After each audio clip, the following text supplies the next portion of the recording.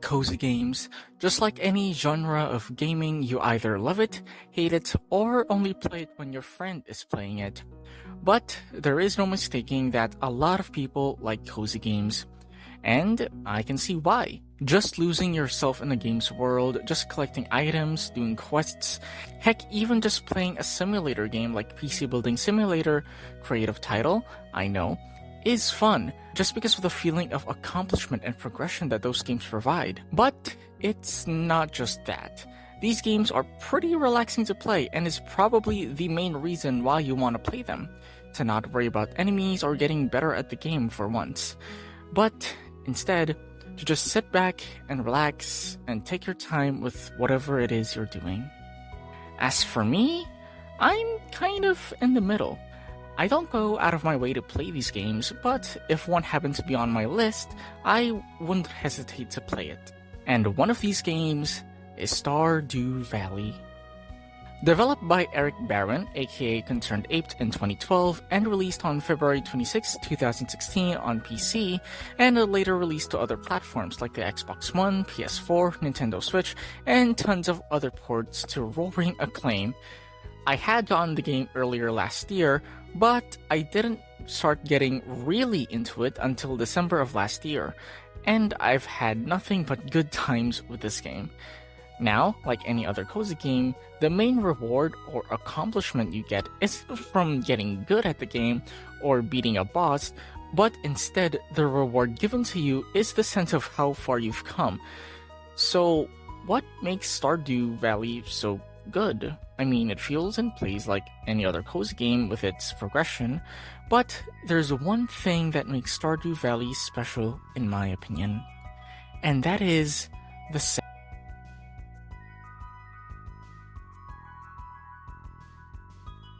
Stardew Valley takes place in, well, Stardew Valley, specifically in a little town called Pelican Town.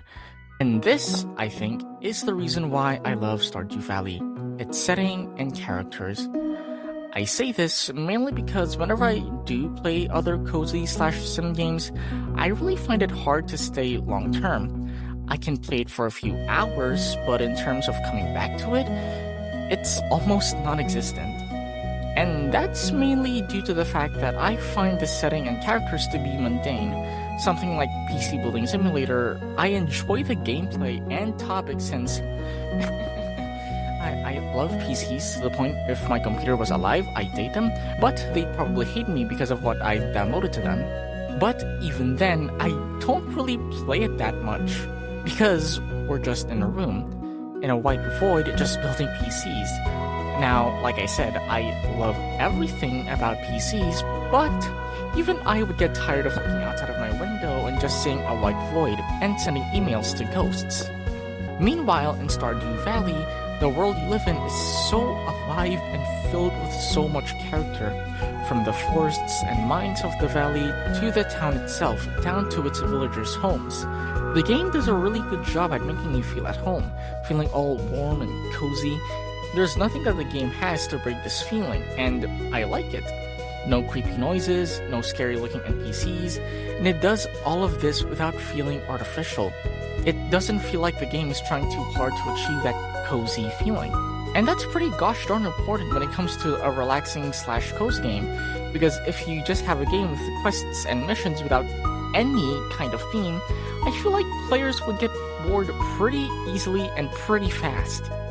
But while the world and setting can effectively immerse a player in a game's world, there's another element that can help the player with immersion, and that's the character. You can't have a lively town in a game without a couple of residents to make it feel lived in, and thankfully, Stardew Valley has a colorful cast that make the world and town feel alive.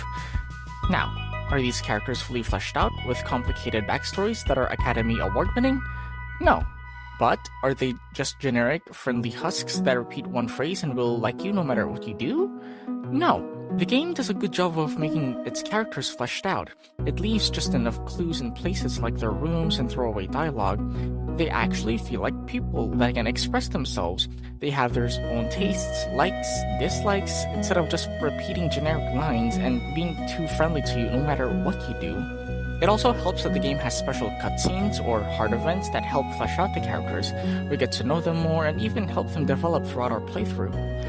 I love the hard events in this game, mainly because they're just so fun to watch and I love the characters. Of course, I have my favorites and treat some like a neglected child, so I'll quickly just share some of my favorites real quick. Linus, a homeless person in the town.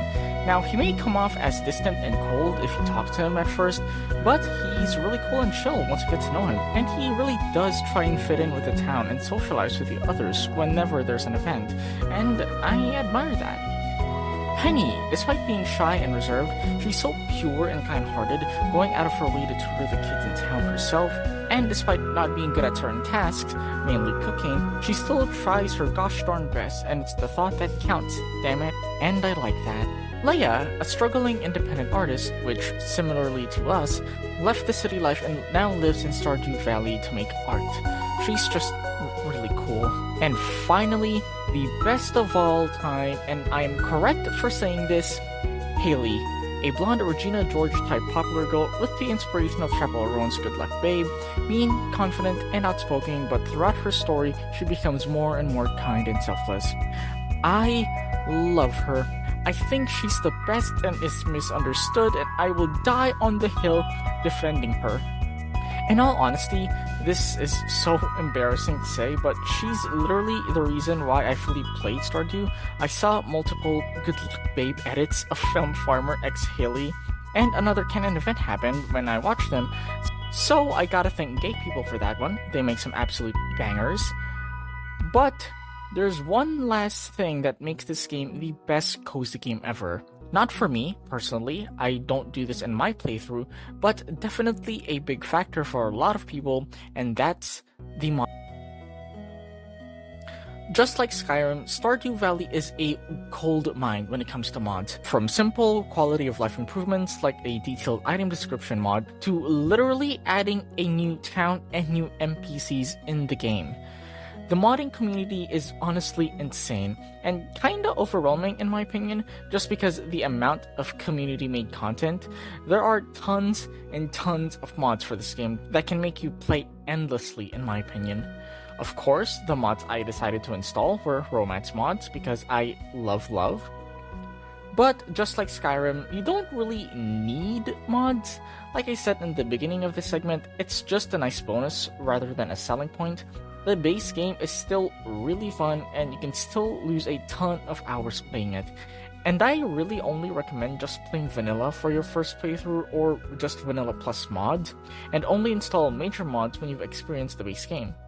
Stardew Valley really is the best cozy game in my opinion. It's perfect if you just want to hang back, listening to a podcast or music in the background while you play, not requiring the fastest reflexes or huge brain power. There isn't honestly more I want to talk about when it comes to this game, other than if you lovely people want me to dissect every single piece of this game and its development. Now, I would not mind if I did cover those topics not only in this game but other games as well, but I still really recommend picking this up and playing it if you haven't already. It really is a great time. And also Haley is in the game.